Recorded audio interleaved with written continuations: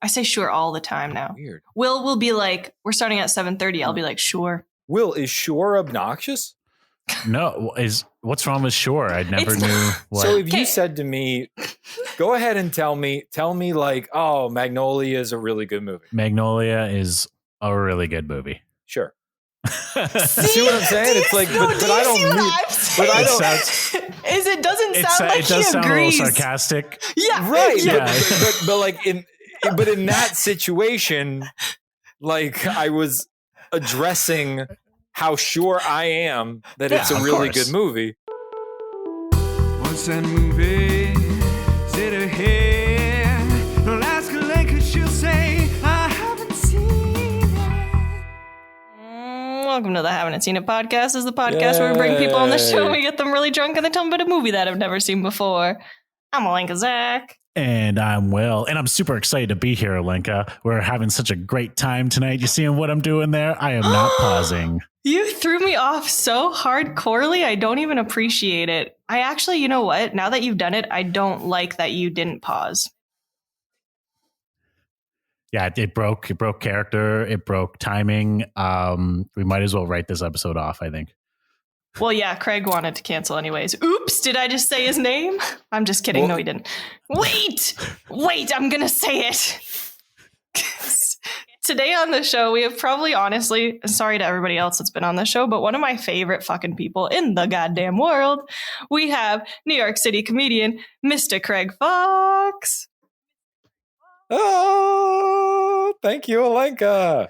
I applauded and during your intro that was me. I'm sorry. I think it only adds to stupid. it. What? Those at home didn't hear that? I don't think so. Well, No? you can fix that in post. That was pretty blatant. That was like I covered it up. I was like, yeah! Oh my god! Oh my god! You know what? Because you said that, I'm going to leave it in. I'm going to leave I that know. in. I deserve it. I deserve it. I worked sound hard. like I'm a ninth grader and a really cool guest came to speak to me at the assembly. Yeah. That's exactly what I was Teaching thinking. about, like trick yo-yos. Did you get that shit at your school? Oh yeah, all the time. No, you Just didn't. random. I you remember one time this like band came in and I was so psyched for them. They were so good. And then I bought a CD and then I looked on the back and it was dedicated to Jesus Christ and it was a Christian band. And I was like, I don't know. I think I need to drop this CD right now. I don't know. I think they There have was some poor one- morals. There was one Christian rock group I used to listen to when I was like a little kid. I went to Christian school. Ooh. Yeah, for 3 years. Oh shit, you guys. Is that like or is that like a kid pulled a knife on me at the Christian school. Oh, I'm not kidding. but So it was like a definitely righteous a better knife? Like, education than what you would have gotten in the public school system. It was a better education, but they got all the problem kids because they were kids who like got kicked out of public school and then they went to Christians. So That the doesn't kid even who make pulled the knife on me sense. was like one of those kids who got expelled. I mean, he probably pulled a knife on someone else and got expelled. He brought his Or knife perhaps ways he found to the my way school. of Jesus Christ our Savior. yeah. So he carved a knife out of wood and And then stabbed someone that way. used it Yeah. as the symbol for his Christian rock band. Yeah. So it was him you were listening to, Will. Is the moral of the story. Yeah, exactly. Yeah, it was that boy grown up into an The emo rock blade of band. the Lord. It sounds so intense. I mean, this movie is not religious, but there are some biblical references in it. Yeah. What movie are we talking about, Alenka? Magnolia. Yeah. Sorry, I do you said have a that lag. with like a New York accent or something. Oh, did I? It was vaguely. I don't know. I'm just trying to fit in. Well, yes, we are Me too, talking me about too. the movie Magnolia from 1999, pre-millennium. Is It's it? like our elder millennial over here. Yeah. Yeah. Sorry, Craig. You're Yeah. probably not our oldest guest, though. Is this No, not supposed to I be a don't think bad so. thing? But I think Reed's older than you. You know? It's fine. Or the It's same. fine. It could be the same age. No, it's fine. Yeah. This movie, It's fine. I'm very excited to learn about because I understand there's a lot of things going on. Yeah. It is a I guess it's a epic storytelling kind of orgasm. It just hits you with like 12 different disparate views on sadness. It's crazy. Oh my God. It's a pretty sad movie. Yeah. It's like these 12 people going through like these horrible situations and how they all come together. Yeah. At the end. Oh. You know what made it not as sad though is that I've seen it before, but I obviously rewatched these movies for recording, and when I forgot that it was 3 hours, I was like, "Fuck!" Right now, I just don't have the time, so I watched it in double time. So it's less sad when everyone is, talking real fast, and the music score is actually rising, like, and you're like, "Oh, this is actually fun." But out of all the long movies I've ever sat through, for me, this one flies by.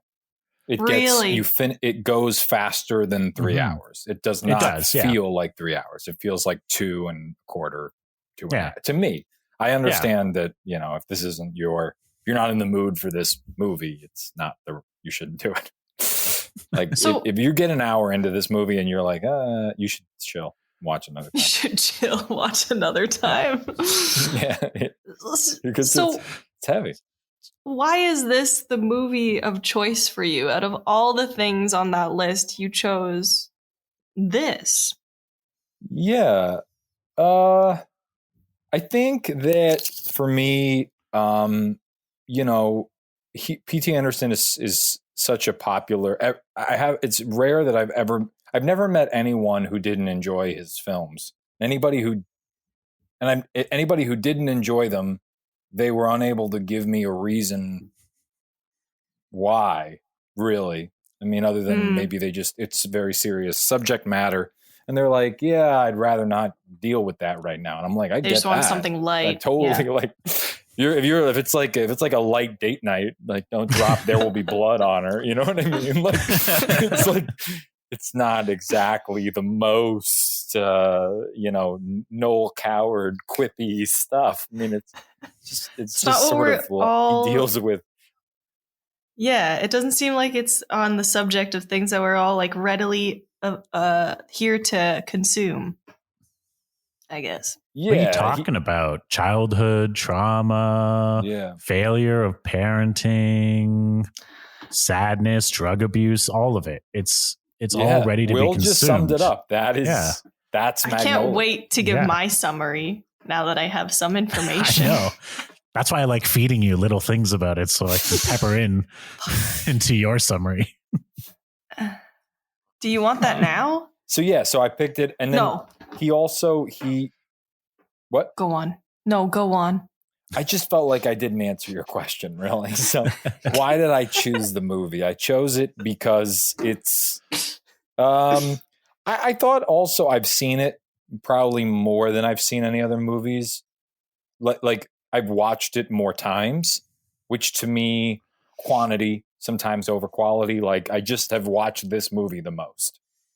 Okay. So, it's every once in a while you got to look back at your life and be like, well, it was Magnolia, It wasn't. How many hours of this movie have you watched then? Oh, I mean, this had to be time 10. Yeah. 10 wow. So, I mean, yeah, I know the movie. 30 hours. That's 500 hours. No. Don't. I seriously did the math. Said it out loud. I've also watched all of his other movies. So yeah. I think I've watched some of his other movies. I can't say them off the top of my head. Boogie Nights. Yeah. Boogie Nights sounds like a funny movie. It's funny. There's all his movies have a bit of kind of dark comedy in it. I recommend if you ever want to watch any of his movies, start with Boogie Nights because it's lighter. Like it's heavy, but there's like more in it that kind of the punchlines hit harder. Kind of, I think. Yeah. So it's funny. Okay. Yeah. I could do well, that. Alenka, after all that, what do you think this movie is actually about? Let me tell you what I first thought it was about. So I just knew based off the title being Magnolia, which I could only assume. Well, I'm pretty certain that's a flower. So I assumed it was a lady's name. And I thought, I just kind of thought it was going to follow a series of events following some sort of lady. And it did kind of seem like it might be one of those, I don't know, coming of age films where she's like a weirdo. I don't know. I was thinking very much, what did you guys call it in Eternal Sunshine of the Spotless Mind? What is that like female character called? Oh, Manic Pixie Dream Girl. Yeah, I kind of thought that was the direction we'd be like going into. But no, there's 12 people. No, keep going in that direction. We share their trauma. I didn't really have much else from that because, you know, those films are just so like, oh, man, you know, like it's just rough at her house with her parents. So she's going to go run away and live at the convenience store where they have a dog and his name's Charlie. And turns out that Charlie needs hip surgery. So she decides that she's going to start funding for this dog. And how does she do it? She gets a real job. And turns out she's really good at it. And then she becomes, who's the boss? Angela. I don't know.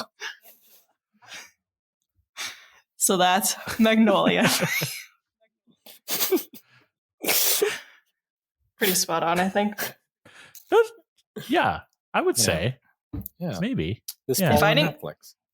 Yeah, if I didn't get one of those timelines, if one of the 12 people that we're about to discuss didn't get one of their timelines correct-ish in what I just said, I'll be pretty upset.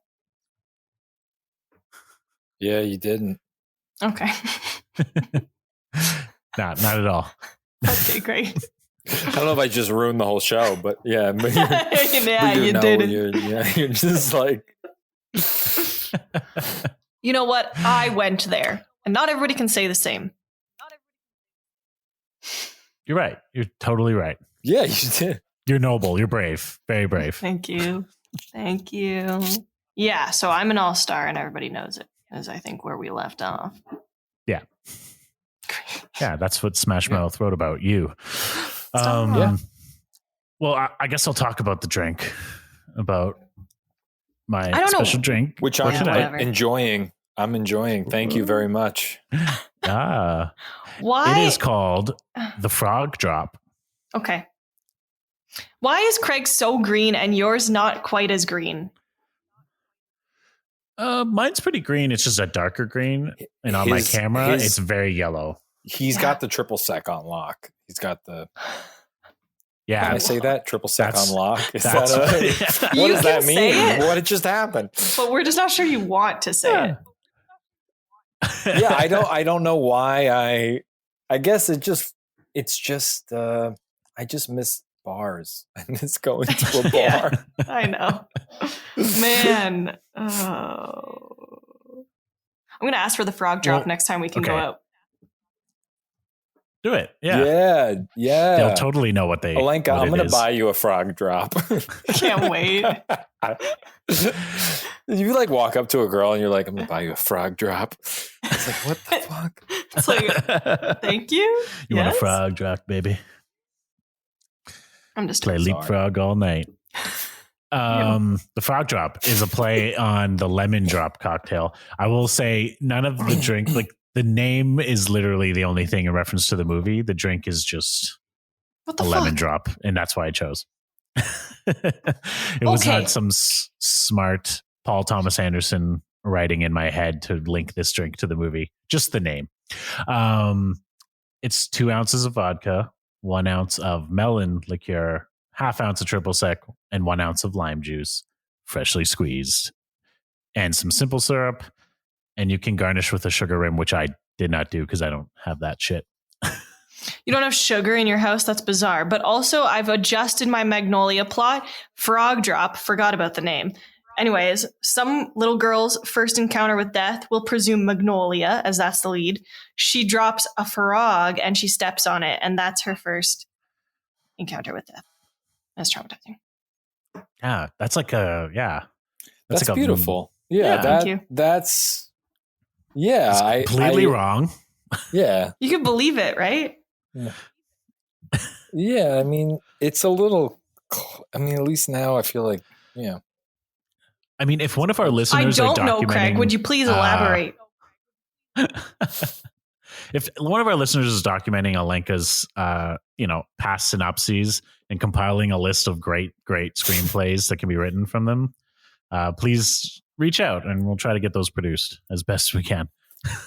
I've had some good ones, some flops, but who doesn't? I see what you guys are doing now.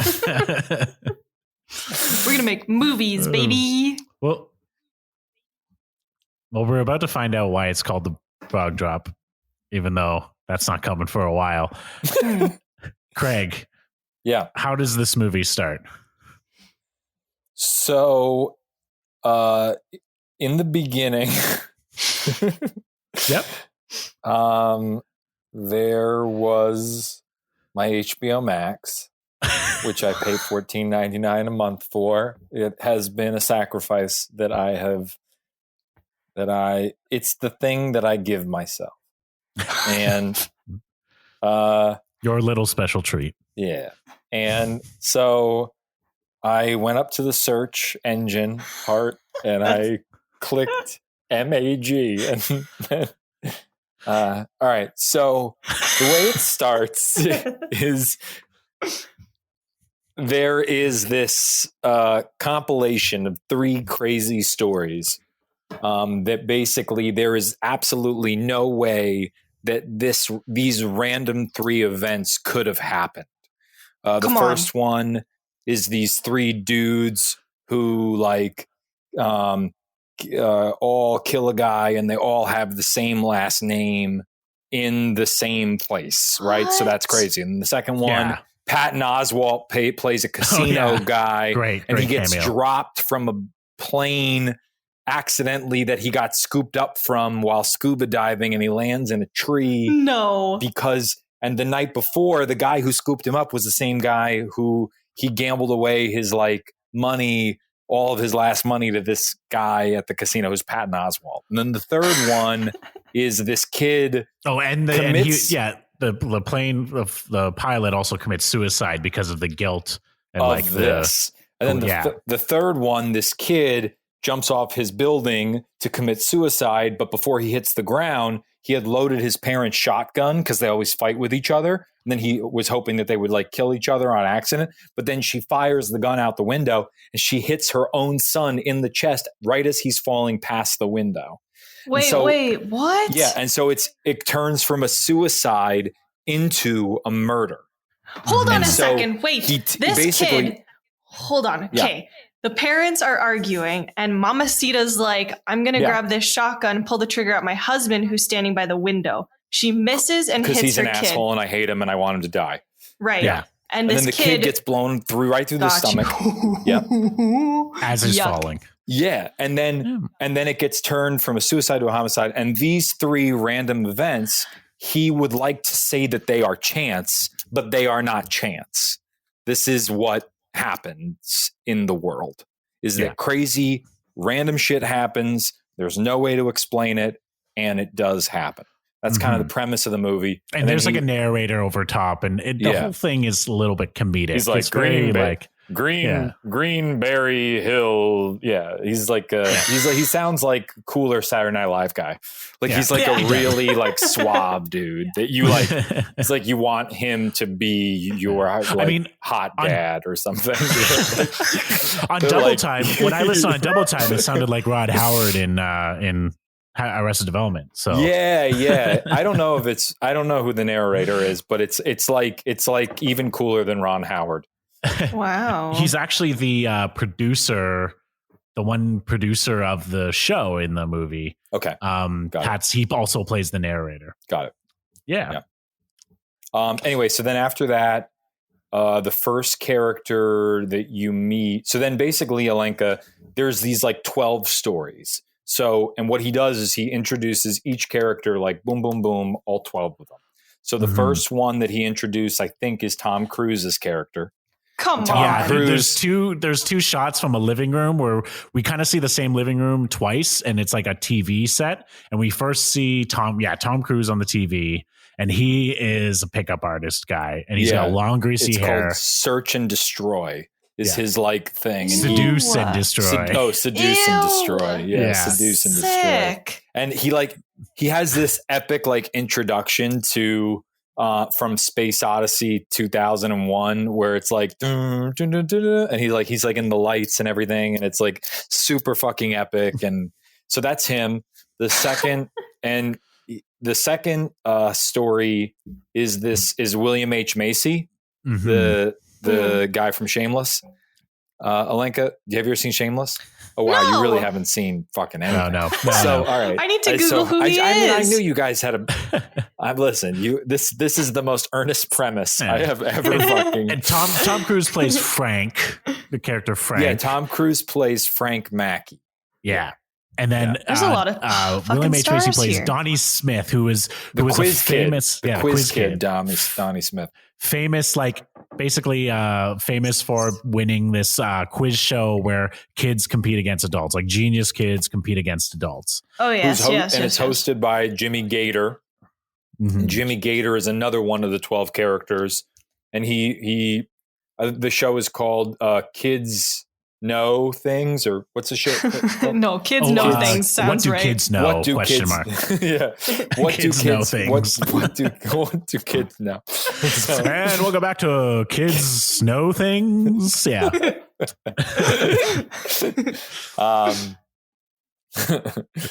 So we're introduced to him as an older. We see kind of him as a kid, but then we cut kind of to him older. And we immediately cut to him crashing through a 7-Eleven. And people instantly recognizing him. Yeah. And he works at this place called Solomon & Solomon, which is owned by actor Alfred Molina. No, it's owned by a character. And so he like got the job selling TVs and stuff because he's a celebrity. So they like put his billboard up as Quiz Kid Donnie Smith, and that's how he sells all these electronics and stuff. Mm-hmm. But he's getting fired because he sucks at his job. And then also there's this actor named Jason Robards, who's super famous and was in all these old Broadway shows that were fantastic and super legendary. Anyway, he's on his deathbed, and I believe, is the TV producer for Jimmy Gator. So he created like the network that Jimmy Gator is even on. So he's like this super wealthy dude, and he's we find out that later, but his wife is Julianne Moore. She's sort of like this younger woman, and I know her. She's taking his morphine instead of giving it to him, or giving it to him and like taking it as well. She's kind of drug addicted a bit, but he's also got a nurse, Philip Seymour Hoffman. Yeah, Philip Seymour Hoffman, like is young. Yeah, and he's so he's the nurse, and then there's a cop played by John C. Reilly, and this cop is lonely. He's like a good guy, so like he doesn't have a lot of friends. He's the whitest man, like John C. Reilly. He doesn't have a lot of friends because he's like he always tries to like do the right thing, and so it kind of alienates everybody around him, and then then he's trying to date, I think. So he's like giving a dating profile of his life. And it just sounds like super like, well, I read in the fun facts of this movie is that Paul Thomas Anderson and John C. Reilly like went around and filmed this like parody of Cops with John C. Reilly. And a lot of his character is based on his like monologuing throughout the day. Like, my job is hard sometimes. I gotta do, I see some shit that sometimes, no one's seen. Like, he monologued throughout this kind of parody, and that's what they based a lot of his dialogue on. That's too especially funny. He does these monologues where he's just psyching himself in the mirror as if he's talking to, like a radio host or something about his job. Like he's narrating his life.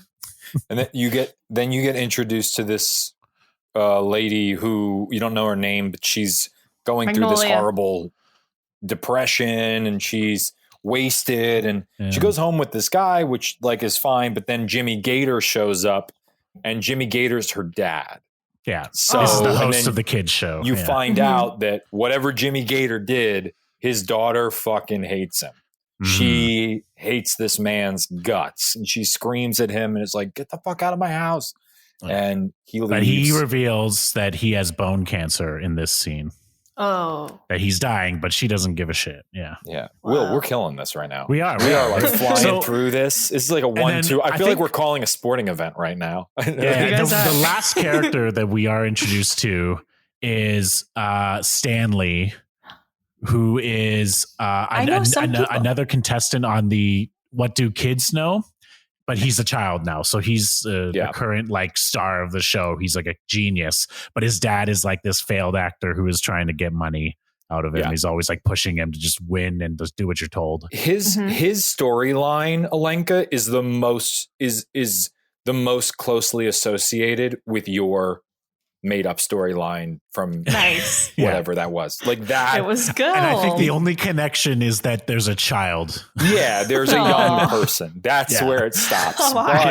But just so you know, if it was going to go in that direction, that's where it would go. You were right on the mark. Yeah. So this is all this introduction is prefaced with like the time of day and the weather, because all of this movie takes place over one day, and we get interstitials of like the sky and basically what the weather is. It's kind of a interesting, card that shows up. Are they all in so the this same is like the city morning. Or all over the world? Yep. They're in the San Fernando Valley in LA, right? Yeah. Yeah. Yeah. He really wanted to like honor that place in LA. Yeah. Like he wanted to give it yeah. Yeah. Lots and lots of trauma. Yeah. There's just so much to go around there, apparently. So the scene opens up, like the movie, I guess the first big scene you need to know about is that John C. Reilly walks in to this call where like this woman named Marcy is freaking out, and like apparently there was some domestic abuse going on or something crazy happened. And then John C. Reilly is like fighting with her, and then eventually he hears like a thud somewhere in the apartment. And then he's been like ascertaining who else is in the apartment, Marcy. And she's like, no, and I live alone. I live alone. Then, you can't be in here. You should go and just die.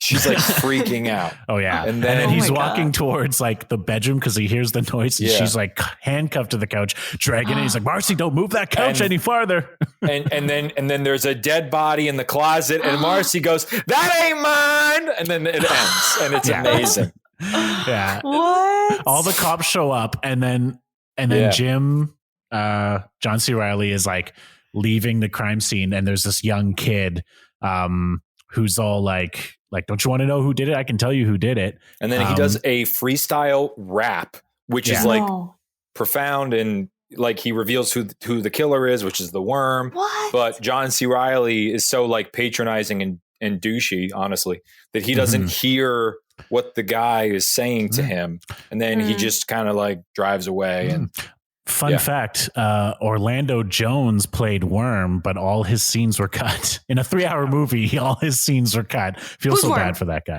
That is an awesome fact I did not know. Yeah. I don't know. I don't know the last thing he was in. I just remember him from that movie Evolution about aliens landing on Earth. Yeah.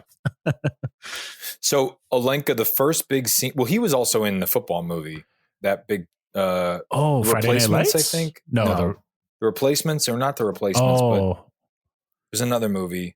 He plays a wide receiver. Chino?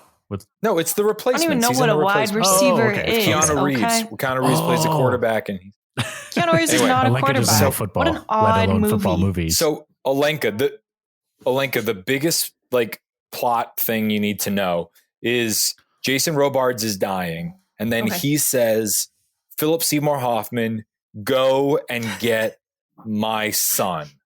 Okay. And then he just fucking loses his mind. Yes.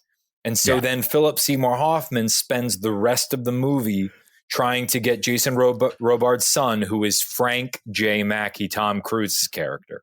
Okay. But because Tom Cruise is such a like sort of like cult leader, no Basically. Pun intended, he ends up like getting kind of called by like Philip Seymour Hoffman can't get through to Tom Cruise because he's surrounded by all of these like search and destroy or seek and destroy or seduce and destroy type people. Yeah. And so then what happens, P.T. Anderson knew what he was doing. And so then what happened is Tom Cruise's character is getting interviewed by this woman from he's at like a hotel convention for his like technique, and he's like has this amazing which is amazing monologue. Respect the cock and tame the cunt. That's his that's his phrase. Yeah, that's his big phrase. So my neighbor, I just heard her go like, "What the fuck?" It's amazing. My neighbor is like, "Oh my God, I wish I was having sex like that." Oh God. Oh man. Oh no. Yeah, so he's at convention, and then in between, like he has like an hour break between the next kind of portion of his like presentation. So he's getting interviewed by this journalist. He uses calendars to get the guys on board. He like gives them like a little calendar, and he's like, "Oh yeah, use like as a token." But really, it's just a fucking calendar. A calendar is a changing. I got a calendar. Like calendars are good for anybody. You don't need to be in search and destroy. Yeah, you don't need to manipulate women to have a calendar. To have a calendar. Yeah, just go get a calendar and do other things with your calendar. So then what happens? I guess you got to write down what time you're going to manipulate the women, right? Which is helpful. Yeah, that's his thing. Is like basically write down what time you're like schedule your manipulations. So wait, this guy's whole thing is that he manipulates women to have sex. Yeah. Okay. Like some of the lessons are like how to make women think you are a good person and like it's things. The game, you know, it's like Hitch, but like hardcore. I didn't see it either. So it's not like nice. It's like, oh, I'm gonna. Okay. Right. So then what happens is Jim. I think who comes next? Well, Jimmy Gator, maybe. I don't know what exactly comes next, but yeah, we kind of follow. Jimmy Gator's got cancer, and it's sad, and he's about to host this episode. But this show. This what do kids knows? That night's episode is really big because Stanley and there's basically a panel of 3 kids who are geniuses, but Stanley's the smartest one and basically carries the team. Okay. They're about to break the record on the show for most like wins, I guess, which was Quiz Kid Donnie Smith's record. Yeah. So he's about to lose his record. So he's not going to be famous anymore. And he's about to lose his record, and he just lost his job too. We find out he lost his job because he crashed his car, and his boss, Alfred Molina, is like, "Fuck you. I only hired you because you're famous. Get out." Right. Then we find out that he is in love with a 6'5", tight end looking type dude, Gronkowski type guy who has braces. Yeah. Who is a bartender, and Will Rogers, this guy at the end of the bar, who's like this sort of like old man, is like hitting on the bartender and trying to like pick him up. And Brad like might be into it, like kind of, but Donnie Smith is like super into Brad. Yeah. Right. And Donnie Smith, we also find out like all his money as a kid was taken by his parents. He doesn't have any of that money from being famous. Oh, okay. And also he it seems like he doesn't like handle money well either, even as an adult. But the biggest thing is he wants money to buy braces for corrective oral surgery. Even though he doesn't need it, he wants braces so that him and Brad might have something in common. Like him better because Brad has braces. Yeah. Okay. Weird. So then the cop goes to the girl. No, then the cop goes to a second stop, like his next stop after Crazy Marcy and the dead guy in the closet. And this is the depressed girl with the father with cancer. And Jimmy she's Gator. doing a shit ton of coke. Okay. Right. And she's listening to music super loud, which is Amy Mann's music. Yes, and Amy Mann. P.T. Anderson wrote the whole movie to an Amy Mann soundtrack, which he then used for the movie. Yeah, pretty much most of the lyric music is Amy Mann. Yeah. She opens the door and John C. Reilly is immediately enamored. Like he's love at first sight with her. And she's coked out of her brain. And he's just like basically using every reason just to stay around so that he can basically flirt with her. And then by the end of that interaction, he asks her on a date that night, and she's like, No. okay, yeah, What? because she's just like, I need to get you out of my house because there's so much coke in my house. Oh, he didn't find it? Yeah. He didn't find any of it? No, because he's in love, Alenka. He's just so in love. He's not, but okay. Yeah. We should mention also there's a quick like scene also in the beginning where we see like Jimmy Gator having sex with a woman in his office. So it kind of just reveals that he cheats on his wife. He's like kind of he's like surrounded by all these women that he like fucks all the time. Mm-hmm. Unacceptable. So then there's this the kid. Oh, and then Felicity Huffman is his assistant. Well, not Felicity Huffman. She's the Desperate Housewives. I was going to say the college thing, but I'm sure everyone says that and that fucking sucks. So like, but you know, she's an actress who's very talented and shitty things happen and fuck everyone.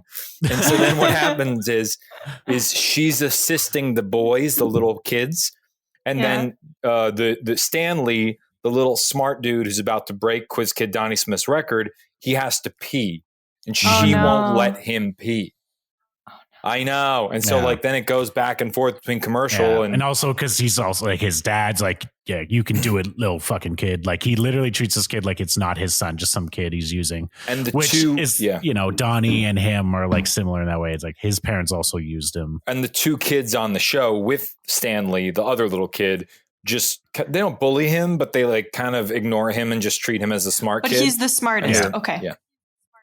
And those other two kids are more like, do you have an agent, Stanley? Like, I'm like, we're going to be famous. Like, you just have to win this for us, basically. Yeah.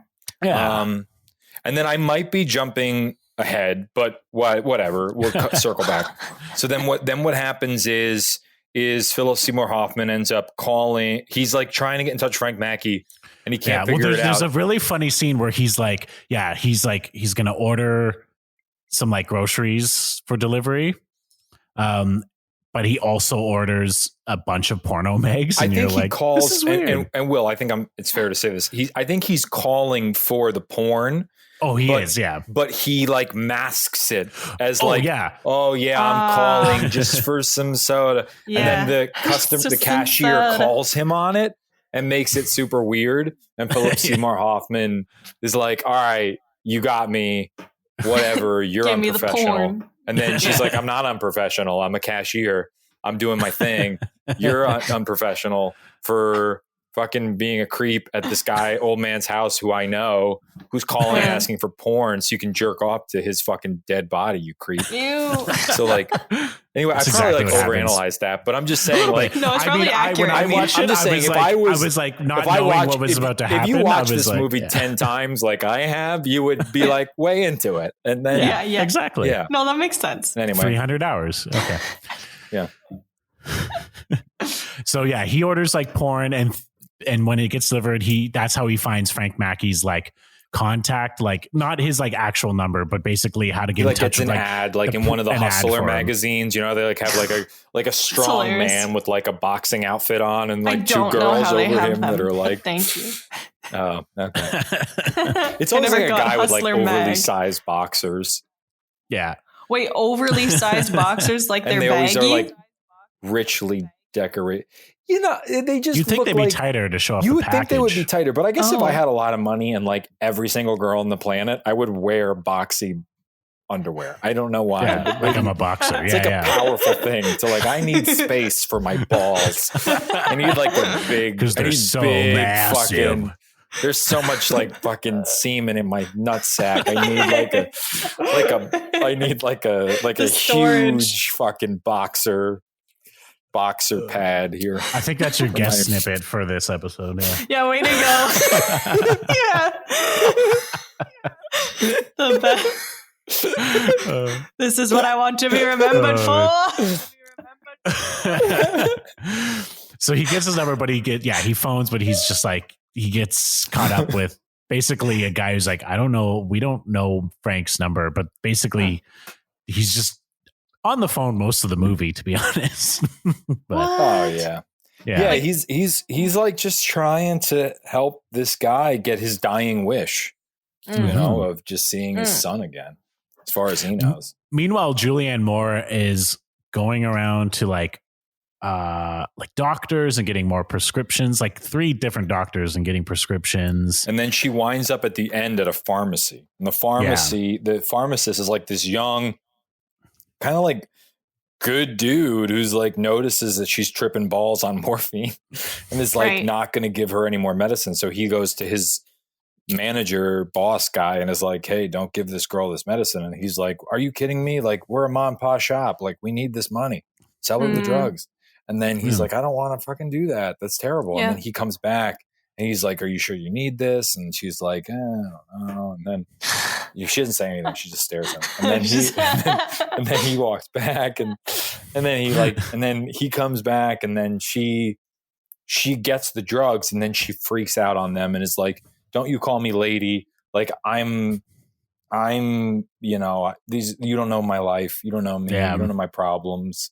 And then, and then she goes to go kill herself. So then she drives her.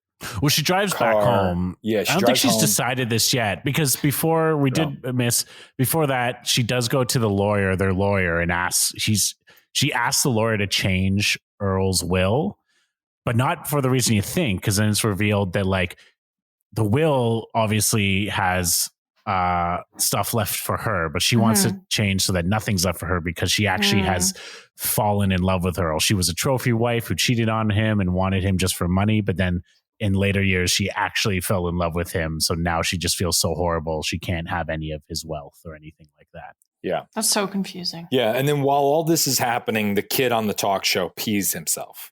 Yeah. Man. So Alenka, that's the big thing about this movie that you need to know is that the cuts are quick. Like it's so fast paced, the edits. So you're on a fucking journey. I think that and you're watching all 12 stories at the same time. Yeah, and there's a rising score almost throughout the whole movie, except for one like portion where suddenly there's no music. Like it's really there's a score behind almost the whole movie, and it's weird. Like, boom, boom, boom, boom. But it's the same it was thing like throughout. That double time, so I'm sure it was like boom, boom.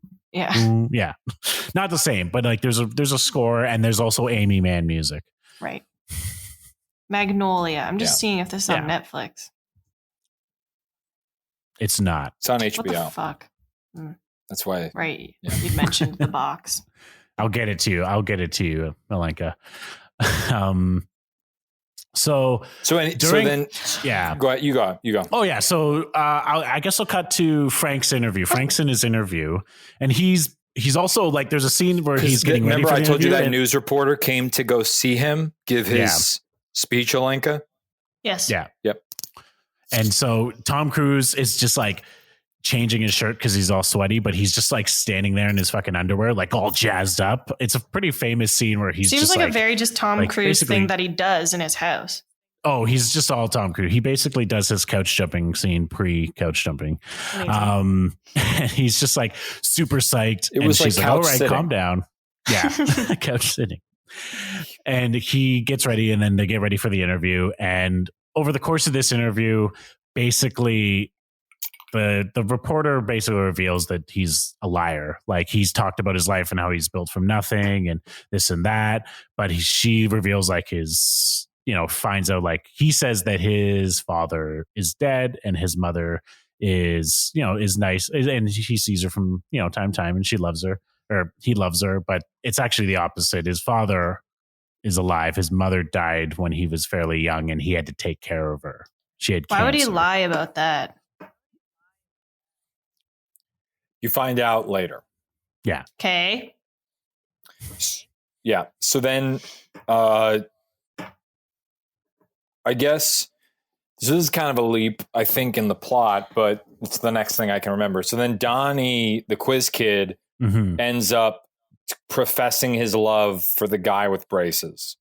He's like drunkenly at the bar. He's like drunk, and he's like he like kind of waxes eloquent about like love and all the feelings inside of you when you can't put things together and you feel fucking stupid and similar to how I feel throughout this. And so so then what happens is it's okay. It's not your problem. And so then what happens is then he ends up getting rejected by Brad, and he it's really sad. And so then he decides he's going to go and rob the money from the electronics store that he works at. Because he still has his keys, which are on a belt, but it's one of those fucking retractable. Oh, yeah. Which they show off in the beginning. But when he tries to do that, he gets the money, so he successfully robs it. But then on the way out, his key gets broken off in the door. But he doesn't realize that. He doesn't realize that. Yeah. And then while that's happening, John C. Reilly, who asked the girl out to dinner, she said yes. He ends up running into the guy who killed that dead guy in the closet. Yeah. Oh, and then he chases him down. Orlando Bloom, the guy who Orlando Jones. Orlando Jones. Orlando Bloom. Oh my God, Orlando Bloom like who? And he's like, what do my elf eyes see? Yeah.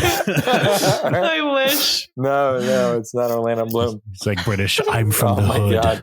So then Orlando Jones's character basically gets John C. Reilly to freak out so bad that he drops his gun and he loses his gun. And the whole police force makes fun of him because he lost his gun. So then he goes back on this date with this girl who's all depressed, and she's going through something horrible. And you're like, what is this woman dealing with?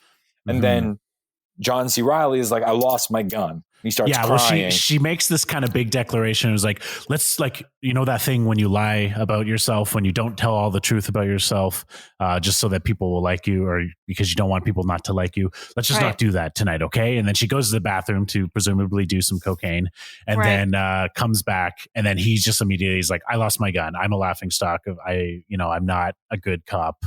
And I just want to tell you that because I'm being truthful. So they're like, they're connecting on this little date.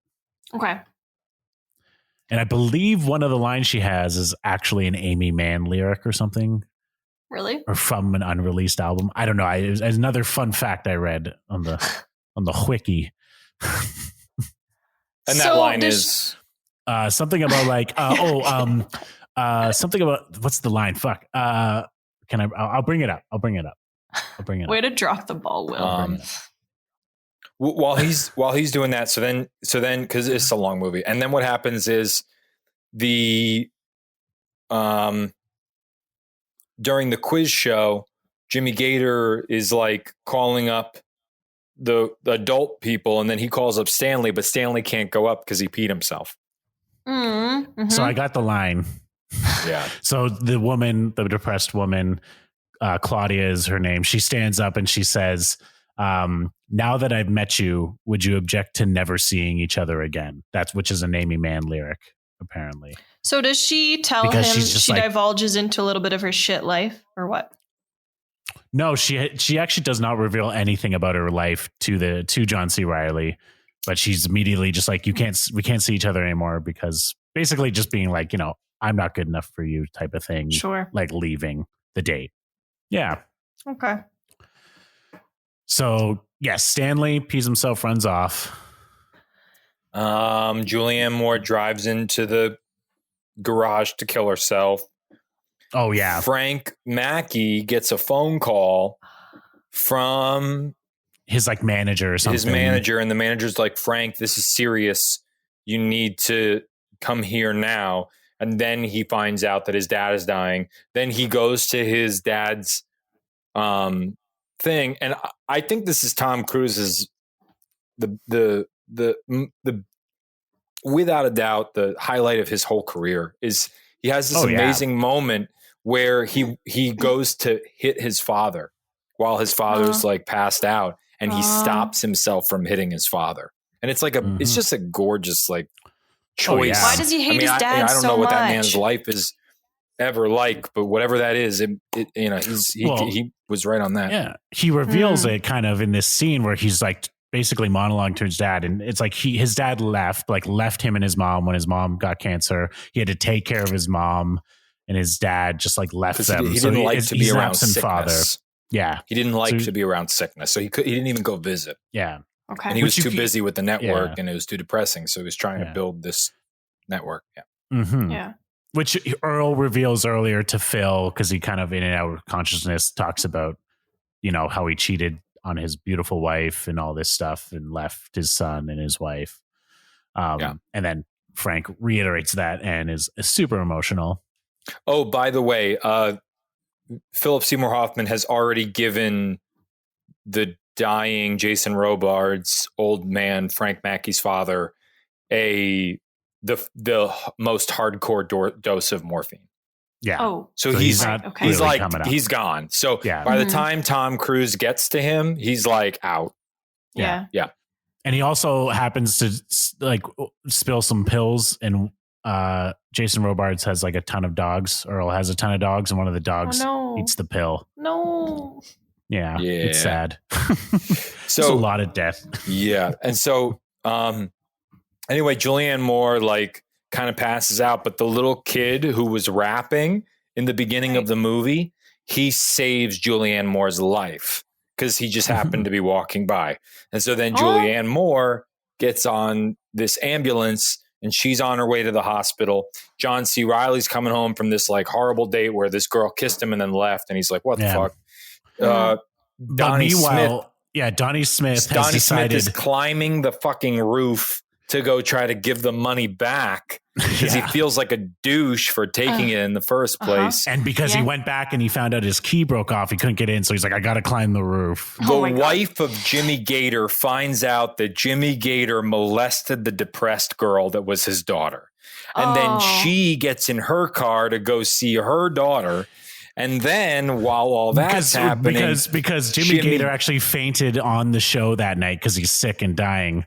Yeah. And wouldn't it be fucked if we found out Alex Trebek molested people? That would just be fucked. That would be horrible. I was watching that a quiz show host dying of cancer. That's so relevant right now. And so then what happens is then okay, I'm going to do it. Is it okay if I do it, Will? Are we starting it? Is there anything other loose ends we're got to tie up? Oh my God. What are you guys going to start?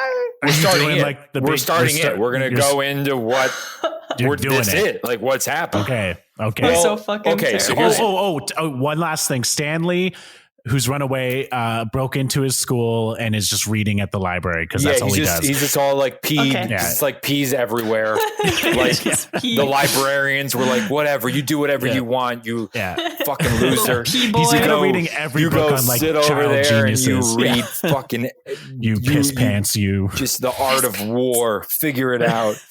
He's just sitting there trying to understand Alan Watts. It's just okay. So then, and so there's another character. There's one more character. There's gotta be. I'm trying to think. Depressed girl's back home doing coke, just depressed in her house. She just goes home and does her coke. That's what she's doing. She's like, they don't keep her in the hospital overnight. Now that there's the hospital. No, that's that. Sorry. Okay, I see what you're saying. So there's the wife of Jason Robards. She's doing morphine. Yeah. Okay. She tried to kill her in the ambulance. Right. Yeah. Okay. My bad. The girl that Will was talking about was the girl on a date with John C. Reilly. Yeah. Right. So who's the daughter of Jimmy Gator. And Jimmy Gator's at home now. Yes. Oh my God, this is amazing. The bigger real. He's about to shoot himself. He's getting a gun so he to grabs shoot a himself gun. now. He's going to kill himself. He puts the gun up to his fucking head, and he's about to pull the trigger. All of this happening simultaneously. All of this is happening at the same exact time. Will, here's what we're going to do. We're going to repeat every single thing that we say from here on out. Okay. Until it's done. Okay. We're going to repeat every single thing. Every single thing. At the same time. That would be difficult. Terrifying. Yeah. But let's just repeat it. So we'll go maybe back and forth. I don't know. But it feels like that. So then it's John C. Reilly. Yeah. John C. Reilly. This is working out very well. John C. Reilly is driving, and all of a sudden, a frog lands on the hood of his car. It just smashes. What? Bloody dead. Just smashes bloody into his dead car. with one that its heart is still beating on the hood. No. Yeah. John C. Reilly is like, what?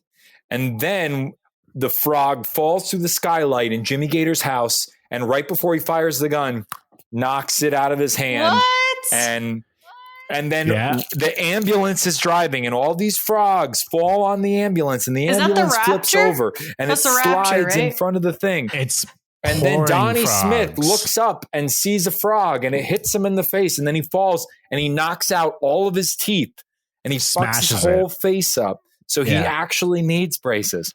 And then Amy Mann is like cowering in her house from the frogs, and her mother, who's driven to her house. Claudia. Amy Mann is Claudia. Yeah, sorry. Yeah. Amy Mann was cowering in her house the entire time she wrote this album. I didn't even notice that. Oh my god. Right, and so then the mother who has this molested daughter that she's been with this man for 50 years taking care of all of his shit and ignoring his adulterous fucking bullshit, and then she finds out that he touched her own daughter, and then she's driving home, and then she gets stuck in a frog fucking tsunami downpour. Yeah, it's like crazy. And then there's just frogs. That sounds like the frogs were coming up from like the water, but you know what I mean? A tornado. Like, no, yeah, it's literally falling from the sky. It's from the sky. So then frog dropping. On everyone. Yeah. Yes, and then there is these frogs are all falling, and John C. Reilly goes out to pick up William H. Macy, who's like lying all bloody on the ground, and get him out of trouble. Basically, he sees William H. Macy climbing the ladder. That's why he turns around to like stop him. That's when the frog hits him. So then he's like going, and then he sees him fall afterwards. But that's why like he got distracted. And then there's this beautiful moment where the mother of Claudia and the wife of Jimmy Gator gets actually into this girl's apartment, her daughter, and then she's holding her and all the frogs are falling. And then she has this piece of artwork on the thing, and then in the corner it says it did happen, acknowledging the actual molestation that happened to her. Yeah. Which is the first time that's happened in the whole movie. Meanwhile, Stanley is in the library like reading his books, and he looks outside to see all the frogs, and he smiles and he goes, this happens sometimes. I'm so fucking confused. Which is how I feel well, we can either talk about it now or talk about it later. So all of that ends, and there's this moment of like John C. Reilly alone at the gas station with this bloody fucked up mouth. Yeah, it's morning now. Yeah, and he looks at John C. Reilly and he says, I have all this love to give. I just don't know where to put it. Which is, I imagine, how every screenwriter feels when they look at a blank piece of paper. And then after that, the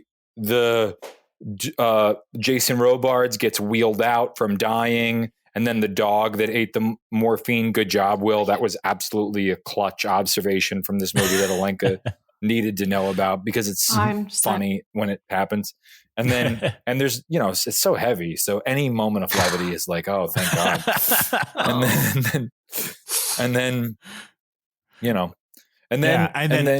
Frank has like slept on the couch overnight. And then Phil gets a phone call from the hospital. Like, it's like, Julianne Moore is like stable. She's good. Like, Frank, can you go take care of it? So basically Frank is almost being like reintegrated back to his family in a way, like to his father's side of the family in a kind of way. It's not fully, but yeah. Okay. He's back on board. Yeah. And then, this is all the kind of aftermath of all this. Frogs. Yeah. After the frogs, everything kind of, because really the only big thing you need to know is then everybody at the same time sings an Amy Mann song together. What? Oh, no. Yeah. That's kind of the big thing. That's pre-frogs, isn't it? Is that pre-frogs? Yeah, I'm pretty sure that's pre-frogs. Pre-frogs. It came out of nowhere. They all simultaneously sing because Julianne Moore's in her car about like almost dying. Yeah. Because the song is called "Save Me." Yeah. Save me, won't you save me? Yeah, it's like a very like whoa, song. Whoa. It is a weird moment. You're like, wow, this movie goes places. Like all of them are like singing this song. Like they cut to them and they're just singing the song, like lip syncing it. Yep. But no, they're actually singing it, not lip syncing. They're just actually singing it. Yeah. I don't understand what's going on. You guys just can't sit there and just be like, yeah. That's what happened. You don't have to understand what's going on. These things happen, Alenka. You just have to read like 3 grad papers on this movie, like to fully understand what's going on. No. That's not it. There's more. I mean, just watch it a few times like I did. Yeah. 10 times. Yeah. 300 hours worth. I need to get it of first. This movie. It's not on Netflix. There's more. Is there not more? And then Stanley comes home. Stanley comes home from the library and tells his dad line. Yeah. He's like, you need to be nicer to me, to his dad. And his dad is just like, go to bed. And it's like his dad didn't even care that he like ran away for the whole night. He's just like, I feel like at the end though, his dad has like a knowing like, okay, like I'm a piece of shit. Yeah. Yeah. I feel like at the end, maybe I like to hope that Stanley like was smart. Like Stanley was able to go like seek some legal help and like figure out how to get control of that money. Like I'm hopeful, but who knows? Yeah. And like, and then the last kind of thing, two last things. John C. Reilly hears William H. Macy's story and basically helps him kind of not break in, but like helps him get into the electronics store and return the money because he believes that's the right thing to do. He's not going to arrest Donnie because he was returning the money and he just wants to do the right thing. And then, but the last scene is Claudia in bed and John C. Reilly kind of is there and is basically just like, I don't care like what your life is, or I'm going to spit out my ice. Sorry. Spit out your ice. That was beautiful. I didn't want to chew it. It would have been annoying. Super loud. Yeah. We have been sitting here just chewing ice. Yeah. That was so perfect. He was like about to go into this beautiful thing that John C. Reilly says. You're just like, he doesn't say I love you. But he's like, I'll accept you. Like, we can support each other. I'll accept you for who you are. And I'm here for you. He's like off kind of camera. We don't see him saying this. It's kind of like a close up of her face, of Claudia's face. And the last shot is just her turning to the camera and smiling with tears in her eyes. And then that's the credits. No. Fun fact, that was the first shot that Paul Thomas Anderson envisioned, was that actress smiling to the camera. So he wrote, that's just one of these movies that he wrote with all these ideas first and then kind of formulated them into a script. I am so confused. All right, Alenka. So what are you confused about? What sort of, because to me, everything makes complete sense. Oh, perfect. So this feels like one giant music video. And also for Amy Mann, that's what it is. Yeah. It is, yeah. Okay, great. Glad that's out of the way. Also, can we explain the frogs? Is this supposed to be like a talk to me? Well, can I go? Yeah, you go. So at the end of the movie, Alenka, at the end of the movie, a gun falls out of the sky and lands on the ground. And I would imagine that whatever that was, that gun had something to do with the frog plane and the murder that happened on the frog plane. Isn't that supposed to be John C. Reilly's missing gun? See, to me, oh my God. While in theory, I think that is like hilarious that happened in the movie and like it's kind of related to that. I just wonder practically how do frogs fall from the sky. I imagine that whatever happened, there was a gun that so you don't led know to that happening. I don't. Well, that's a fun theory because I think the idea that makes me be very my mad, theory, Craig. The idea because of biblical there's biblical references in the movie. Is strong. You don't even know what we're talking about. There's biblical references in the movie. You don't either. And that's true. I didn't write it. So when they talk in the very beginning about strange occurrences, unexplained kind of things, or things that like couldn't possibly happen, that's part of that too. And actually, I'm going to chew on to amphibians. That's fine.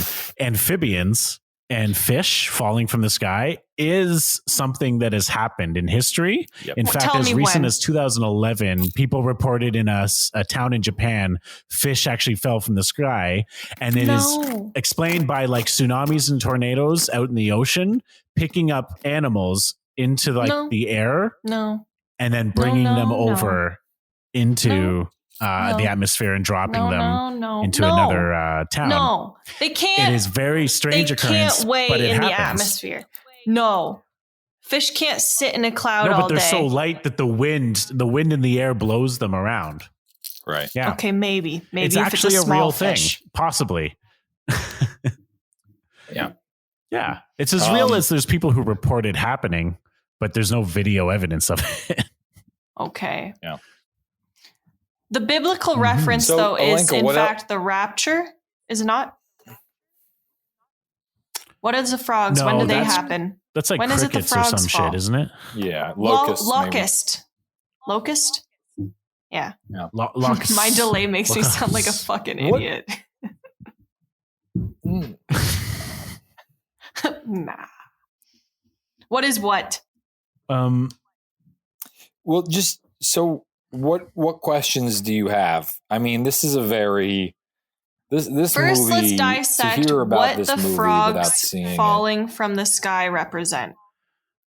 I like what you did there. I like it. Well, it just represents like a strange occurrence causing like basically a bunch of circumstances that biblical reference you would of the deem frogs as fate falling? Almost. Oh, well, the biblical reference specifically is from the book of Exodus 8-2.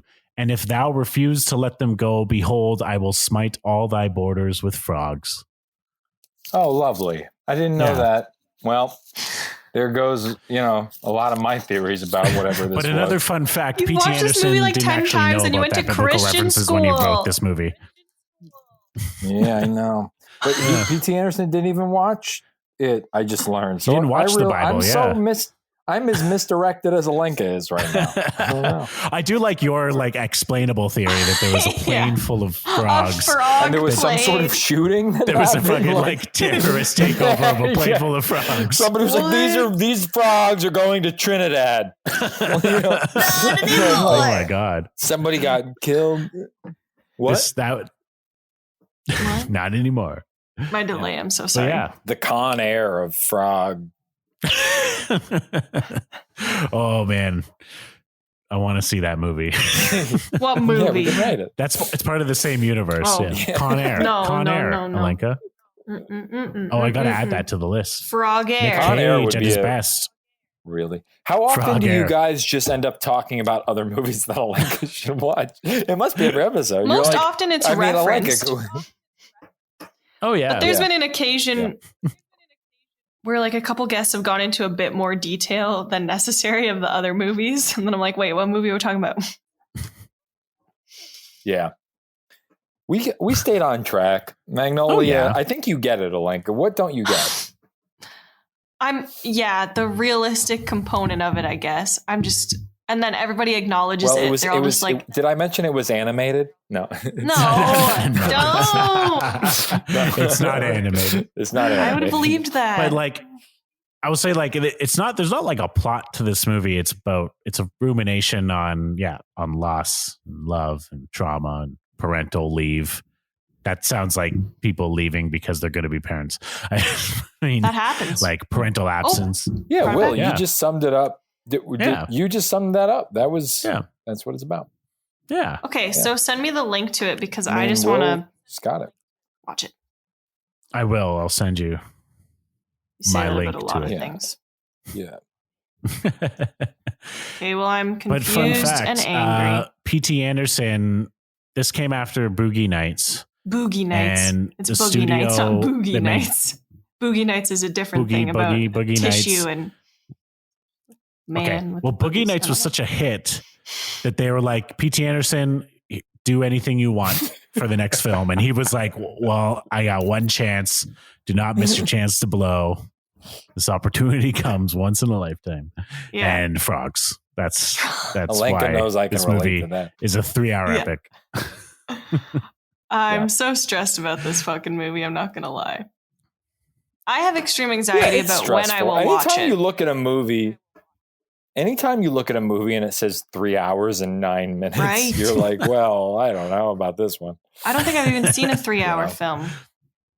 So I have never sat still for 3 hours. No, still. You're doing well. So this movie, I've never finished this movie without getting up. Right. Yeah. Well, that makes sense. Yeah, this is difficult. This is not. It's not easy. You watch Magnolia when you want to have a difficult time.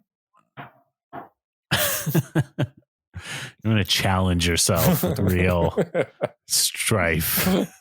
Yeah. Well, Alenka. What? I really don't know what my rating system for this is, but you usually bring in dead children. I do, but there's not that many to go on. Also, with this movie, it's too close. There's too many like. It feels like a child's going to die at any second during this movie. It's true, yeah. Yeah. So, how many dead dogs do you give this movie, Alenka? How many dead dogs? Yeah, that's good. I know the image of dead dog. Isn't that fucked up? We were just like, somebody joked about that. This is what I'm going to say. Yeah, kill a dog. No, but kill a kid? Yeah, whatever. Yeah, no, for real. It is. Kids can die, dogs cannot. I mean, somebody said, was it? Somebody said there should be a website called everyone Does the Kid Die? Everyone said that. Oh, yeah, true.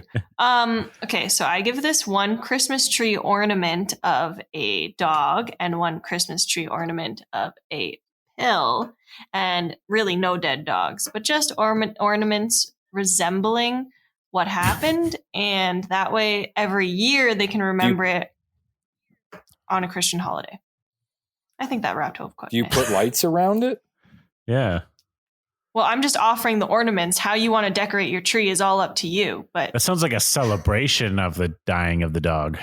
It's a memory. You know what? I'm pretty sure people have pictures of their dead aunts on their Christmas trees. I do not. Not me neither. The movie Christian gets household. 2 ornaments. That's what it gets. Can you tell me why I need to make sense of this movie? Listen, you gave me a poor way to rate it.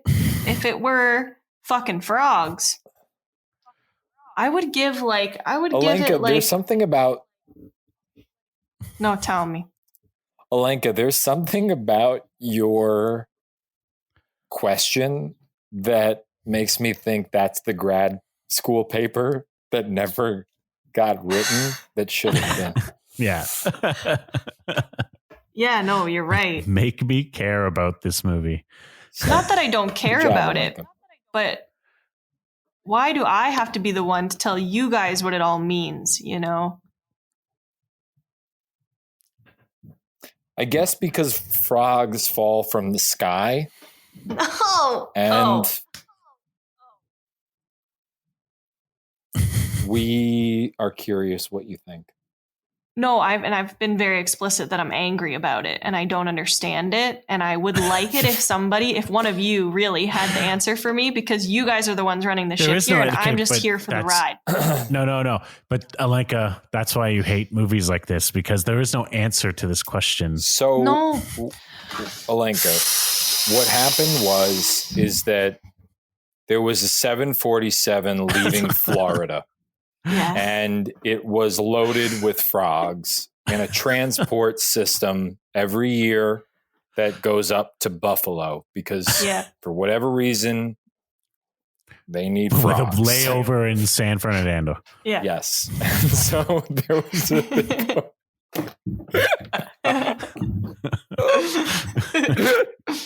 I think that makes a lot of sense. So I guess I could part that. I can tell that this is going to be the movie, though. William just put me in the closet where I belong. Are you kidding me? Craig's literally in his closet. William, that was a slam fucking dunking all over. All right. I will say you guys put it all together quite well.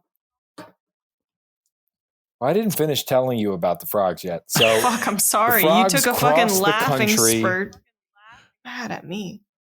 Well, I had to. Will was very hilariously mean and true. So I was walking. So the frogs were flying across the country because they had to drop some frogs off in Los Angeles. Yeah. And then when they were over near Southern California, a Trinidadian man tried to abduct the plane. All apologies to the people of Trinidad. Yeah, it's not you. It's this guy. Yeah, it's this crazy man, and who just happened to be in Trinidad. And so he had a gun, and he tried to take the plane over. Why? And they were like, "Why? We just have frogs." And the guy was like, "Because I'm gonna." It was scary. So then what happened is he was an eco-terrorist. They need them for their ecosystem in Trinidad. Yeah. It did have enough fuel to get to Buffalo. So then what happens is the man, eventually there was a fight. Yeah. And the gun was fired, killing the pilot, and the plane, exploded. Mm-hmm. This is actually the missing storyline, but he had to cut it out or else it'd be a 5-hour movie. Yes. And then when this plane exploded, there was a weather event that kept the frogs in the air. Right. And then all day until the evening. Until the evening. Do you think that frogs would be light enough to be kept in the clouds? For this weather event.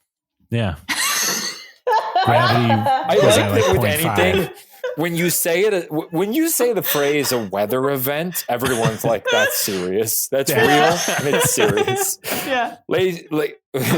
Tomorrow night we will be experiencing a weather event. It's like I don't know what's terrifying. happening, but it's going to affect my life horribly.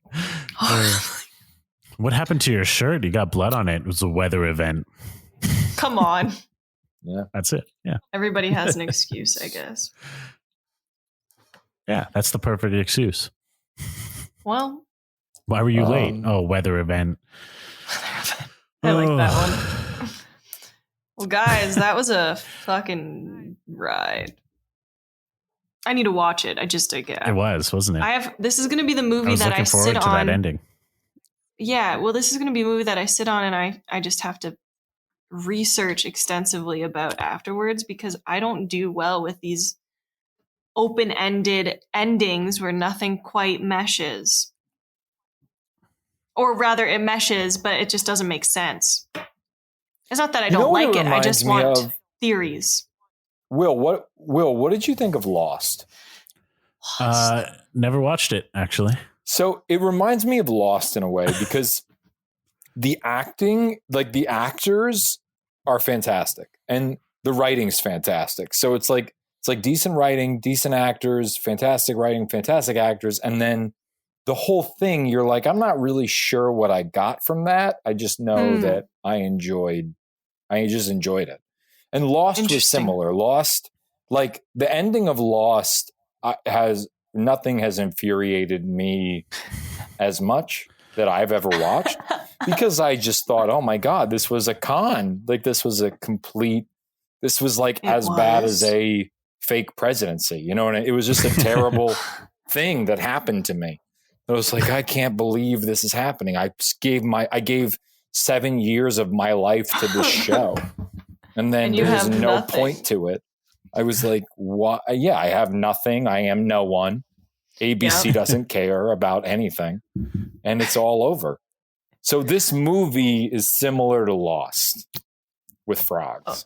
The movie is Lost with frogs. It's Lost with frogs, yeah. Yeah. Yeah. Magnolia, Lost with frogs. The sequel. That's the new tagline. Yeah. Well, Craig, I want to thank you for coming on the show tonight. Well, thanks for having me. You guys are so fun. I really enjoyed it, and I enjoy listening to the show. I've heard a few episodes. I'm going to listen to more. And empty promises. I know that in Alenka's summaries of movies she hasn't seen, there's going to be gold in those things. So I know. Oh yeah, we need to keep tabs on that. Yeah. So thanks for having me, guys. I had an awesome time. Yeah. And if our listeners want to follow you or find some of your stuff. Yeah. I just went on my Instagram, Craig Fox Comedy. And, hopefully this next year we're going to be putting out a bunch of stuff and putting out an album and having some fun. Oh, yes. I want to be in the audience for that album. Yeah, we'll share that shit. I request an invitation. I would love that. It'll happen. Awesome. Well, if you want to follow us, you can follow us at Haven't Seen a Podcast on Instagram and Facebook, and at haven't_seen_it on Twitter. You can also find us on our website, haven'tseenapodcast.com. There you can find all the episodes and a big list of movies Alenka hasn't seen. It's a lot. And we'll get through it by 10 years from now, I guess. 2071. Also review us. No, 71. Yeah. 2071. That's what I said. 1971. We're not going back in time to do the movies. We could. Also review us on iTunes or anywhere else. Helps out a lot. Rate us. Let me know what you think. Or just message me privately and tell me that could message me too, Will. Or that we're awesome. Even though you do everything, they could also contact me. Yeah. Please message Alenka specifically. That's at alenka.zach on Instagram. Please. I don't want that. Anyways, guys, on that note, probably adopt a dog and then get pill addiction. And don't give your dogs morphine. That's what the end we were looking for. Good night.